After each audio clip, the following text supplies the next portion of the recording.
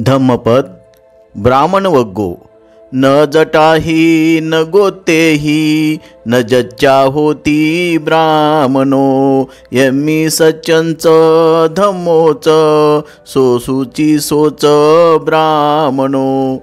जटांनी गोत्राने जन्माने कुणी ब्राह्मण ठरत नाही। ज्याच्या ठाई सत्य आणि धर्म आहे तो पवित्र होय आणि तोच ब्राह्मण होय। अर्थकथा, बुद्धांच्या काळी भिक्षूंना ब्राह्मण म्हणून संबोधले जाई। ब्राह्मण म्हणून जन्माला आलेला एक माणूस आपल्यालाही ब्राह्मण म्हणून संबोधावे अशी विनंती बुद्धाला करू लागला।